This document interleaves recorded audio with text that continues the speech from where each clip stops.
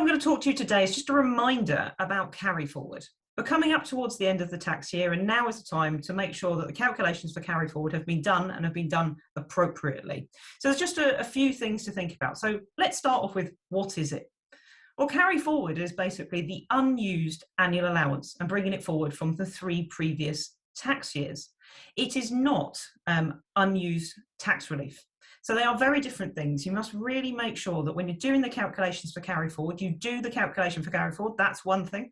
And you can work out what the individual's putting in and what their employer's putting in and the tax relief that's included in that. That's one test.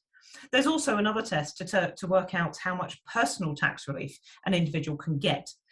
So what you don't want to be doing is putting in contributions of, say, 20,000 when the individual only has relevant UK earnings of, say, 10,000, in which case they won't get any tax relief over and above that 10,000.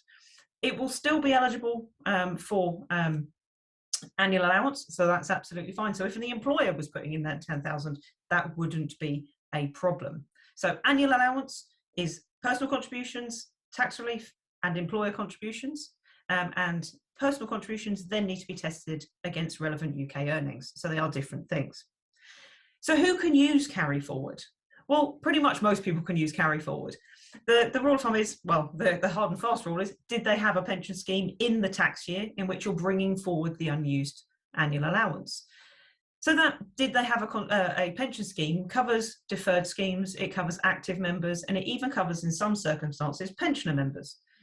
So they don't actually have had to have contributed to a scheme in that tax year. So no contributions doesn't mean they weren't a member, but having a scheme that was in place, fully in place. So it's really important to remember that even by signing paperwork doesn't mean that there's a scheme in place. It depends on the type of scheme. So usually for a contract-based scheme, you can set up the scheme, but until a pension contribution has been paid, the contract isn't fulfilled and the pension scheme isn't in force as such. So it just depends on how that works. So do always check with the scheme whether or not they were actually a member in that year, if you had anything that was borderline and maybe fell over into a different tax year.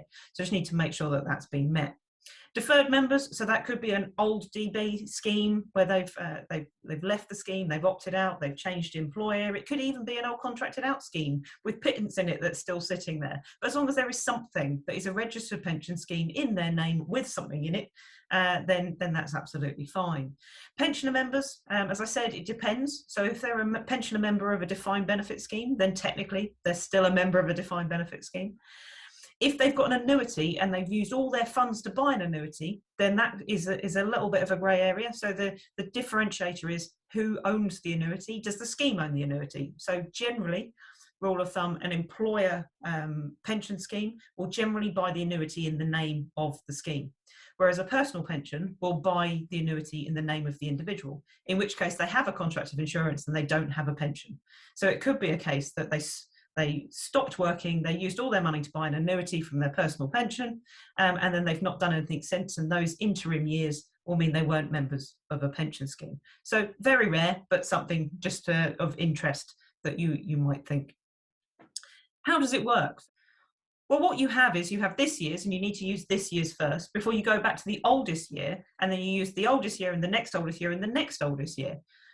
That may sound very complicated, but the most important thing is, how much do I have and is it enough? Have I got enough annual allowance and have I got enough personal tax relief and enough earnings to support that personal tax relief?